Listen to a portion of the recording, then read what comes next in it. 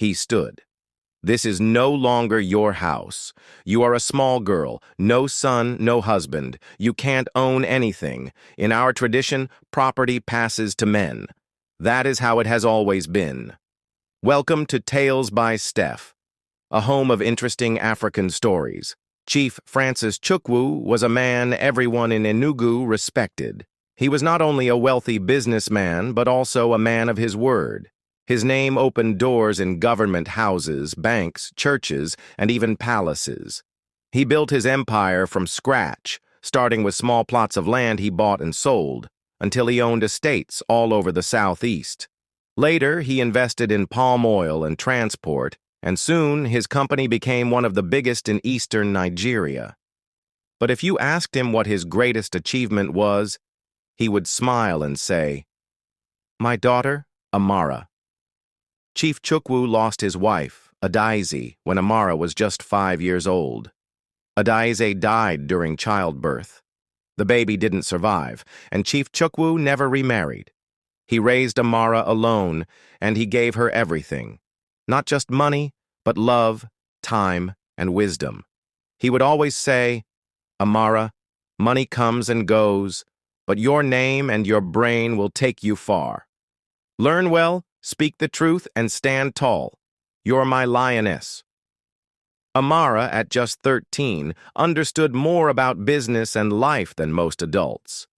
She had soft eyes but a sharp mind. She spent weekends in her father's office reading files and asking questions. She called him Daddy, and he called her Nwunyem, a name meant for a wife, because he always said she took care of him like her mother once did. Their home was a large mansion at the top of Independence Layout in Enugu.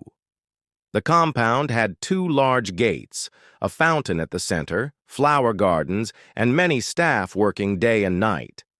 But it was also filled with laughter, especially when Amara and her father sat under the mango tree in the back, eating roasted corn and talking about the future. Life was beautiful. Until one rainy evening, everything changed. It started with a cough. Chief Chukwu had been feeling weak, but he told Amara it was nothing serious. That evening, he went to rest after dinner. But just after midnight, his houseboy ran into Amara's room screaming, "Amara, come! Your dad has collapsed!" She rushed out in her nightgown, barefoot, heart racing. They rushed him to the hospital, but it was too late. The doctors tried to revive him, but Chief Chukwu was pronounced dead at 1:17 a.m. They said it was a heart attack. Amara couldn't speak. She couldn't cry. She sat on the hospital bench, staring at the white walls as if time had stopped. Her father was gone, the only person she had left in the world. The burial was rushed. Everything moved too fast. Before Amara could understand what was happening, her uncle, Obinna, had taken control. Obinna was her father's younger brother. He had always been around, but he was never warm. He rarely smiled. He didn't like Amara's mother, and he didn't hide it. As soon as Chief Chukwu died, Uncle Obinna started acting like the owner of everything. He changed the locks on her father's office. He started holding meetings with lawyers and business partners, without Amara. He told the staff not to speak to her unless through him. At first, Amara didn't understand what was happening. She thought maybe he was helping with the burial and legal things. But a week after the funeral, he called her to the sitting room. He sat on her father's chair, legs crossed, wearing a white senator outfit. His face looked like stone. "Amara," he began, "you are now under my care. Your father left no will, and by tradition, I am the next of kin." Amara frowned. "My father would never leave me like that. He always said he prepared everything." Obinna smiled. But it wasn't a kind smile. "Don't argue. From now on, you will be staying in the boys' quarters.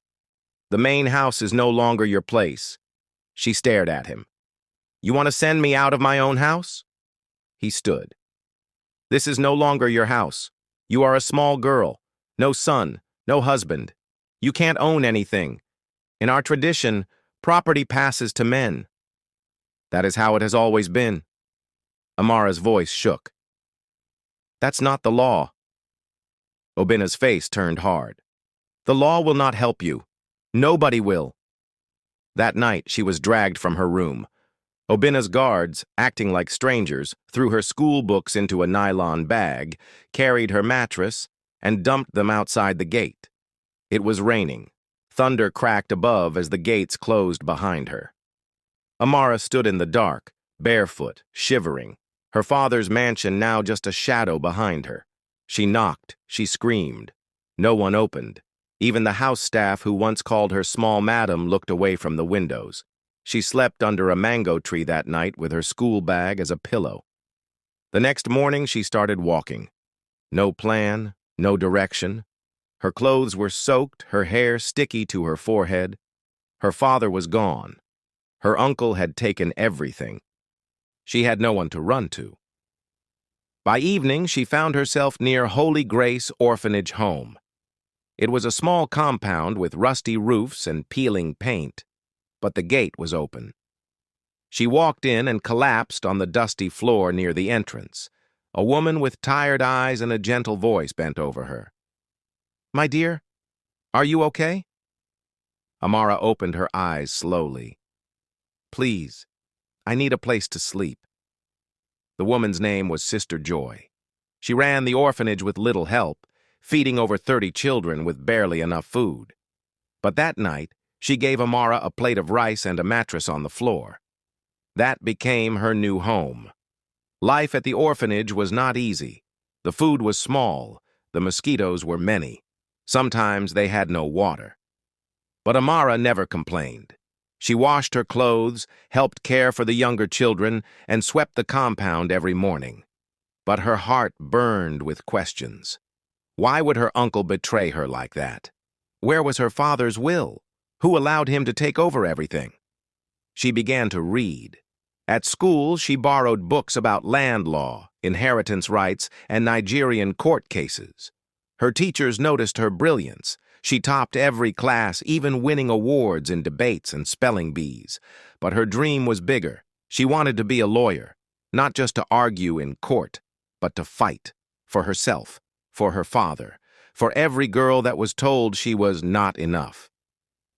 At age 16, Amara won a state scholarship for brilliant students.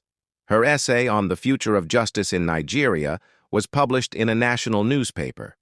A woman named Mrs. Kehinde Adeyemi, a businesswoman living in London, saw the article. She flew to Enugu, met Amara, and within months arranged for her to study in the UK. "You have a fire in you," she told Amara, "but you need tools. Go sharpen them." Sister Joy cried the day Amara left. So did many of the children. "Go and make us proud," she whispered, "but don't let bitterness consume you." Amara smiled, but her heart was set. "I will return," she thought, "and when I do, I will take back everything that is mine." From the plane window, she watched the city of Enugu fade beneath the clouds. She remembered the mango tree, her father's laugh, the sound of Obina's voice as he called her a small girl. She placed her hand on her chest and whispered, "Papa, they thought they buried me." But they didn't know I was a seed. London was cold, not just in weather but in spirit. The buildings were tall, gray, and quiet. The people moved fast, barely looking at each other. For a girl who grew up under the sun in Enugu, it felt like another planet. But Amara didn't come here for comfort. She came to rise. Mrs. Kehinde Adeyemi had arranged everything, a clean room in her flat, school admission, and even allowance. Amara enrolled at Royal Hills College, a top school filled with children of diplomats, CEOs, and oil tycoons. At first, she felt out of place. Her clothes were simple. Her accent was different. She ate rice and stew while her classmates ordered sushi. But she didn't care. She didn't come to London to fit in. She came to prepare. Every morning, she woke up before the alarm. She studied with full focus. She asked questions most teachers couldn't answer. In class, her notebooks were neat, her essays always submitted early. Her favorite subject? Law and government. The more she read about international law, property rights, and African constitutions, the more she began to understand what happened to her in Nigeria wasn't just painful, it was illegal. Obinna had no right to take her father's house, no right to seize his businesses, no right to throw her into the street. But she couldn't go back yet. She needed power, real power, not guns or money, but something stronger, knowledge, networks, and legal strength. "Next time I return," she said to herself, "I won't be knocking at the gate. I will own the gate." By age 20, Amara was one of the top students in her university. She had passed her A-levels with flying colors and now studied law and international business at King's College London. But it wasn't just about books. She joined youth business clubs, legal societies, African development forums. People began to notice her. This tall, quiet Nigerian girl who always spoke with calm fire. One day, after giving a speech on corruption and customary law in African inheritance, a man approached her. His name was Tolu, a sharp, playful computer genius from Lagos. "You spoke like a lioness," he said, "but lions need allies." Amara laughed. "And who are you?" "Someone who likes secrets and finding them." They became friends, and soon, partners. Tolu knew how to hack databases, trace fake documents, and expose hidden assets. Amara knew how to build a legal case and connect the dots. Together, they became a silent force. "Let's take back what is yours," he told her one night. "No," Amara said, "let's take everything." While other students were enjoying parties, Amara was gathering information. She searched Nigerian company records, land registries, news archives, and court filings. Then one night, Tolu called her urgently. "Amara, I found something, and it's not just about land." "What do you mean?" He sent her a file, a document signed by Obinna weeks before Chief Chukwu's death. It was a secret agreement, transferring company shares from Chief Chukwu's name to Obinna's, backdated and full of errors. "This document is fake," Tolu said. "No way your father signed this." Amara's hand shook. Then she found more. A bank statement showing strange payments from Obinna's account to a private clinic in Onitsha. Then another document from a security company showing a silent night operation at Chief Chukwu's house 2 days before his death. She stayed awake all night, putting the pieces together. And when morning came, she whispered, "He didn't just steal from us. He killed my father." Amara broke down for the first time in years. The pain was fresh again, but this time, it came with clarity. She wasn't just a girl who lost her home. She was the daughter of a man who was murdered for money, for power. And now, the killer was living freely, smiling for newspapers, wearing agbada and speaking at business conferences in Lagos. But not for long. Not anymore. "You should have killed me too, Uncle," she whispered. "Now I'm coming for everything." Amara finished university with first-class honors. Her name appeared in newspapers in Nigeria. Nigerian girl tops UK law class. But she avoided interviews. She wanted to return quietly. By the time she was 24, she had launched her own company, A&A Legal and Holdings, registered in London and Nigeria. On the surface, it offered consulting and legal support.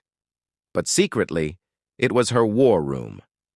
She returned to Nigeria under a new name, not Amara Chukwu, just Amara Adeyemi, borrowing Mrs. Kahinda's surname. She wore suits now, carried herself like a CEO. Her voice was deeper, her face sharper. Obinna would never recognize her at first glance, and that was the plan. She landed in Lagos on a hot Thursday morning, stepped off the plane, breathed in the dusty, heavy air. "I'm home," she said. "Let the game begin." First, she settled in Ikoyi, Lagos. She rented a penthouse apartment overlooking the city. From her window, she watched the city move. Its traffic, its noise, its money. This city was Obinna's playground. She needed to understand it first. She spent the first 2 months in Lagos studying him. Amara Chukwu was now a political figure. He had grown even richer, using her father's company as a foundation. He had businesses in oil, transport, even media. He funded politicians and sat on major boards. People called him Chief Amara Chukwu, the Lion of the East. But lions get old, and Amara had come to hunt. She started by creating a fake identity. Amara became a powerful new investor who was looking to build a charity and investment company in Nigeria. She dressed simply but sharply, spoke softly but firmly. Every meeting she walked into, people listened. Her first target? The Chukwu Foundation, the same company Amara built on her father's name. She sent a proposal to become a partner through one of her shell companies. They approved it in a week. Everyone was excited to meet this young African billionaire woman from London. Amara's assistant even invited her to a private business gala. She said yes. The gala was held in Victoria Island. Red carpets, cameras, champagne, laughter. Amara stepped out of her black SUV wearing a deep green dress. She looked like royalty, and that was the point. Inside the hall, people whispered, pointing at her. Who is she? She's the one they say built a logistics tech company in London. Some say she's married to a senator. She's too calm. Dangerous woman. Amara walked in 20 minutes later. Amara froze for a moment. He hadn't changed much. Older, fatter, but still wearing the same proud smile. He shook hands, laughed loudly, and posed for pictures like a celebrity. Then he turned, and their eyes met. Amara paused. Something in her face made him blink. There was a shadow he recognized, a memory, a chill. But she smiled gently and nodded, like any stranger would. He smiled back, unsure. She walked over slowly. Chief Amara, she said, her voice smooth. It's an honor. He smiled again, but now with interest. And you are? Amara Adeyemi, I believe your team approved our partnership last week. He took her hand. Ah, yes, the Lioness of London. I've heard of you. Welcome home. She smiled. Thank you, sir. I'm here to build. But more importantly, to restore. From that day, Amara became a frequent name in Amara's circle. She began buying shares in companies connected to him through different names with help from lawyers and Tolu's network. One by one, she started pulling strings. She didn't attack directly. She studied. She waited. She found out his transport company was owing the government over 1.2 billion naira in taxes. She found hidden documents that proved some of his land deals were fake. She discovered that Amara never fully changed the ownership of her father's estate, meaning part of the mansion, by law, still belonged to her. She gathered everything, quietly, carefully, and then she filed a petition to reopen her father's estate. Amara was shocked when the court summoned him. He didn't understand. Who is trying to challenge me? He called his lawyer. Find out who reopened my brother's estate. But no name came up. The court documents were filed by a legal firm in Abuja, representing a beneficiary who will reveal identity in court. Amara began to panic. Who was this? Who knew the truth? Who dared? Meanwhile, Amara continued to grow her presence. She launched a charity for orphaned girls in Lagos. She gave speeches about empowering African women. She appeared on talk shows. Newspapers called her the new face of African power. She was everywhere, except in Enugu. She was saving that for last. But then, one day she got a call. Amara, Tolu said, your uncle is moving fast. He suspects something. He's cleaning accounts, selling assets, burning old files. Amara sat quietly for a moment. Then it's time, she said. Time to go back to where it all started. Enugu hadn't changed much. Red dust, Okada horns, fried plantain smells in the air. She drove straight to Independence Layout. She didn't enter the house. She parked across the street. And there it was, the house her father built, the one she was thrown out of, still standing, but now surrounded by tall fences, CCTV, and dogs. Her heart beat fast. Memories came flooding in. The mango tree, her father's chair, the night rain. She stepped out of the car and walked to the gate. The guard opened a small slit. "Yes? Who are you looking for?" She smiled. "Tell Chief Obinna, the ghost of the house he buried has returned." The gateman walked quickly into the house, head low, nervous. Chief Obinna was in the sitting room, dressed in a gold and white caftan, sipping palm wine and watching a news report about himself. Again. "Sir," the guard said carefully, "there's a woman at the gate. She said, she's looking for you." Obinna didn't look up. "Which woman?" The guard hesitated. "She didn't say her full name, just said, 'Tell Chief Obinna the ghost of the house he buried has returned.'" Obinna dropped the cup. It fell to the tiled floor and shattered. He stood slowly, blood draining from his face. "What did you say?" The guard repeated it, word for word. Obinna gripped the edge of the chair. The veins in his hands were shaking. "Where is she?" "Still outside, sir." Obinna walked to the window and pulled the curtain. And there she was, a tall, slim woman in a black suit, standing calmly across the street. She didn't shout. She didn't move. She just stood, watching, like a shadow from the past.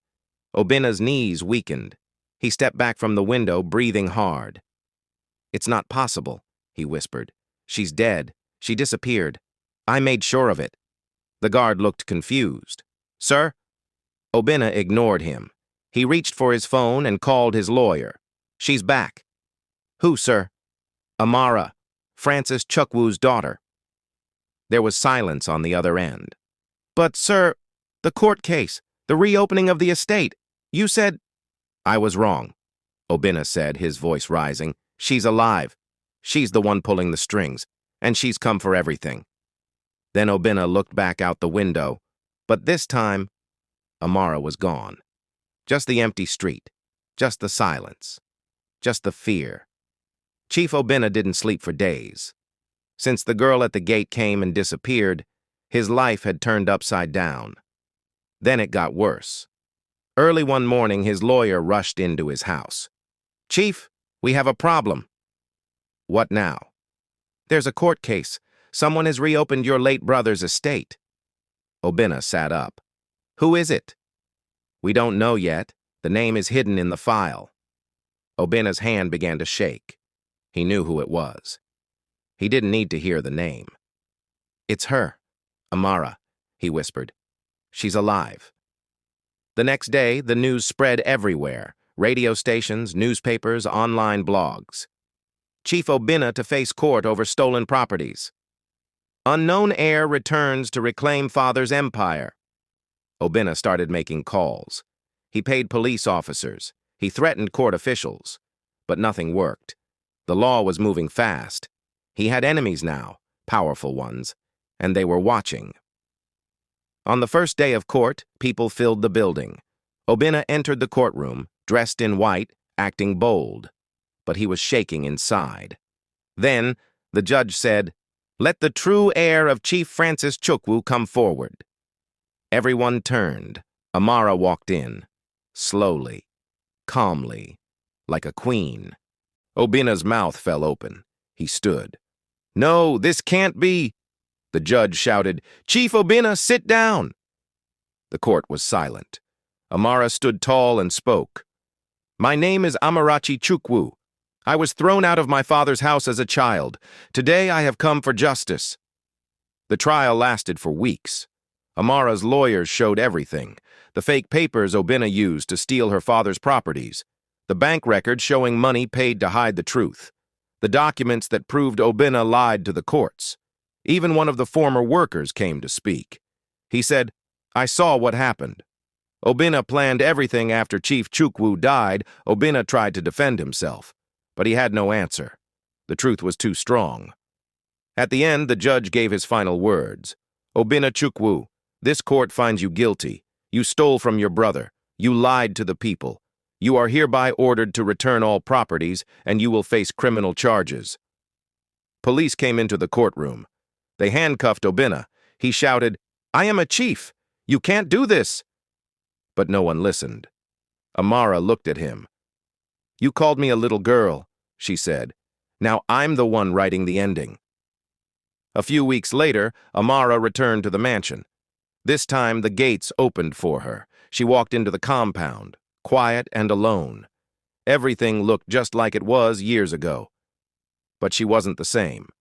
She went to her father's room. She sat in his chair. She touched his photo.